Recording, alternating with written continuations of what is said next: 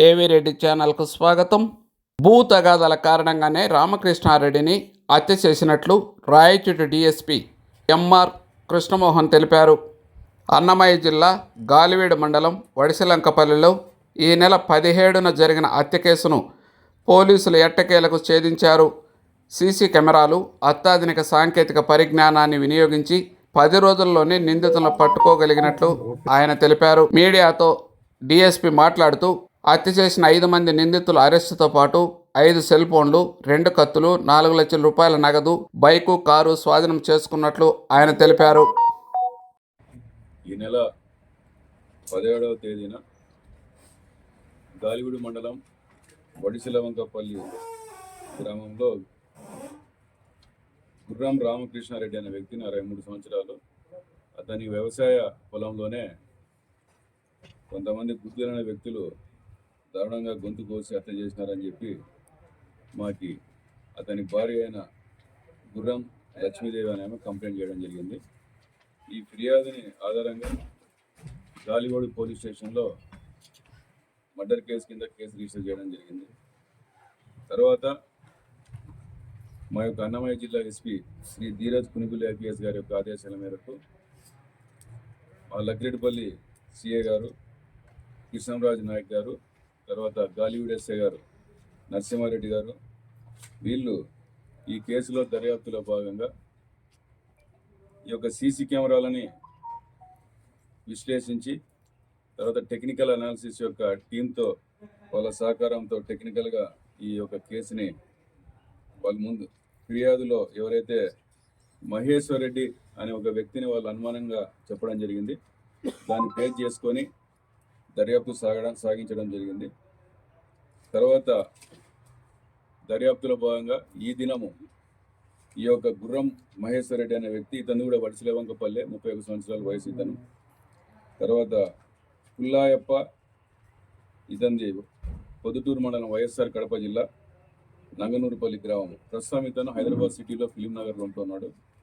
తర్వాత పెద్దారెడ్డి, వయసు 21 సంవత్సరాలు, ఇతనిది సొంత ఊరు కర్ణబాపాయపల్లి, లింగాల మండలము, వైఎస్ఆర్ జిల్లా. తర్వాత తిరుపతి రెడ్డి, ఇతనికి 22 సంవత్సరాలు, ఇతను కనిగిరి మండలం, ఇతని మార్కాపురం జిల్లా. తర్వాత గుర్రం విశ్వనాథ్ రెడ్డి, ఇతనికి 55 సంవత్సరాలు, ఇతని వడిసెలవంకపల్లి, గోరాన్ చెరువు, గాలివీడు మండలం. ఈ 5 మంది వ్యక్తుల్ని ఈరోజు మన వెలుగలు గ్రామము గండిమడుగు భూమేశ్వర స్వామి టెంపుల్ దగ్గర ఈరోజు వీళ్ళని అరెస్ట్ చేయడం జరిగింది. అరెస్ట్ చేసి వీళ్ళ వద్ద నుండి ఈ నేరానికి ఉపయోగించిన 2 చిన్న కత్తులు, తర్వాత వాళ్ళు వాడిన 7 సెల్ ఫోన్లు, తర్వాత వీళ్ళు ఈ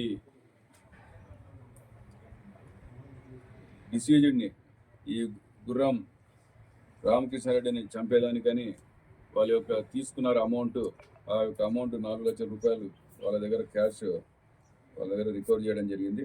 అట్లనే వాళ్ళు వాడిన ఒక కారు, మారుతి డిజైర్ కారుని, తర్వాత వాళ్ళు వాడిన 2 వీలర్ని, ఈ రెక్కీకి ఉపయోగించిన 2 వీలర్ బజాజ్ కంపెనీకి చెందిన పల్సర్ 2 వీలర్ని కూడా మనం స్వాధీనం చేసుకోవడం జరిగింది. దీనికి మెయిన్ కారణం ఏమంటే ఈ యొక్క ప్రథమ ముద్దాయి గుర్రం మహేశ్వర్ రెడ్డికి, తర్వాత ఈ చనిపోయిన రామకృష్ణారెడ్డికి భూ తగాదాలు ఉన్నాయి. ఈ భూ తగాదాల విషయంలో ఈ గుర్రం మహేశ్వర్ రెడ్డి యొక్క తండ్రి, తర్వాత ఈ చనిపోయిన గుర్రం రామకృష్ణారెడ్డి దాయాదులవుతారు. ఈ యొక్క మహేశ్వర్ రెడ్డి తండ్రి కూడా 2007లో చనిపోవడం జరిగింది.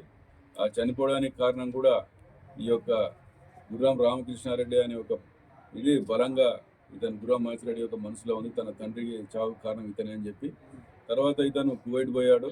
ఈ యొక్క ప్రథమ ముద్దాయి కువైట్ నుంచి తిరిగి వచ్చిన తర్వాత ఇతను భూమి చేసుకునే క్రమంలో దారి సమస్యలు కానీ, తర్వాత షెడ్ వేసుకునే సమస్యలు కానీ, దాంట్లో కానీ ఈ రామకృష్ణారెడ్డి అని అతను పదే అతనికి పిటిషన్లు పెడుతూ అడ్డు తగులుతున్నాడని చెప్పి అతను ఇతన్ని కడతీర్చాలనే ఉద్దేశంతో వరుసగా అతనికి బామర్దైన లోకనాథ్ రెడ్డి అనే ఒక అబ్బాయి, అతను విద్యార్థి, ఇతను ఏబిఆర్ ఇంజనీరింగ్ కాలేజ్ కనిగిరిలో చదువుతాడు.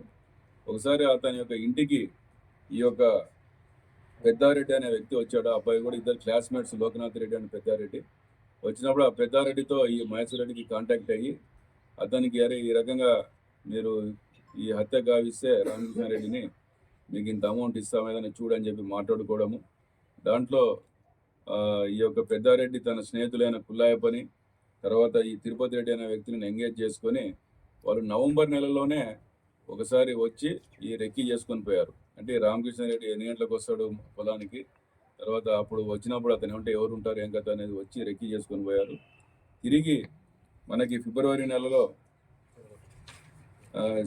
జనవరి నెలలో ఒకసారి వచ్చి 7వ తేదీ వచ్చి ఆ రోజు కూడా ఆ రోజు చంపాలనే వచ్చారు.